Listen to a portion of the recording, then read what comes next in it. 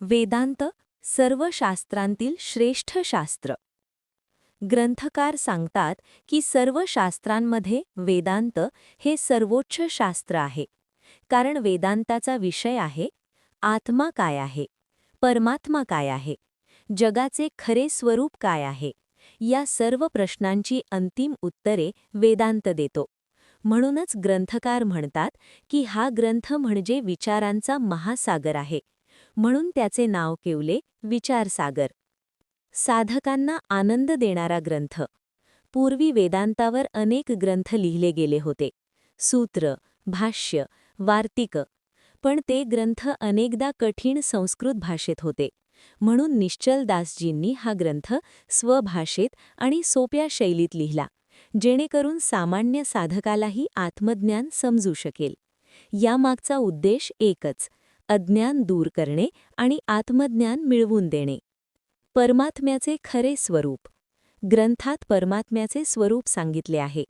परमात्मा म्हणजे आनंद स्वरूप, सत्स्वरूप म्हणजे तिन्ही काळात सत्य असणारा, ज्ञान स्वरूप म्हणजे स्वतः प्रकाशमान, तो संपूर्ण विश्वात व्यापक आहे. नाम आणि रूप असलेल्या या जगाचा आधारही तोच आहे. पण एक महत्त्वाची गोष्ट आहे, बुद्धीने परमात्मा पूर्णपणे समजू शकत नाही. परंतु वेदांतातील महावाक्यांचा विचार केल्यावर मनात एक ज्ञान उत्पन्न होते. अहम ब्रह्मास्मी, म्हणजेच मीच ब्रह्म आहे. हे ज्ञान अज्ञान दूर करते. विश्व म्हणजे परमात्म्याच्या लाटा.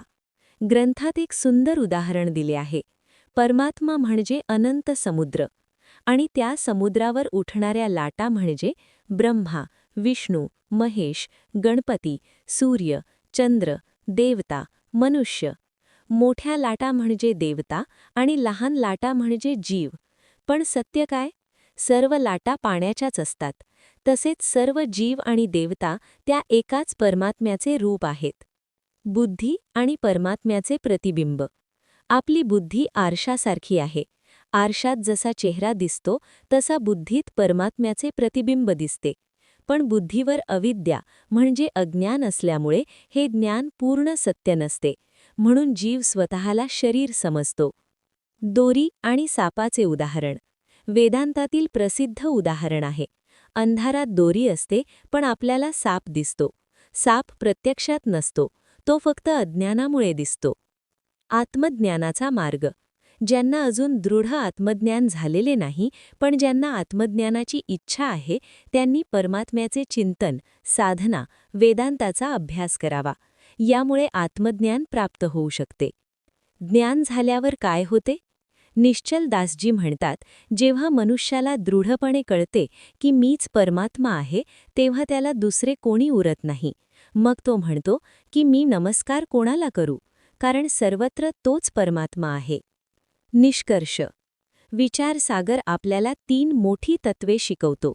आत्मा आणि परमात्मा एकच आहेत. जग अज्ञानामुळे भासते. आत्मज्ञानाने मुक्ती मिळते.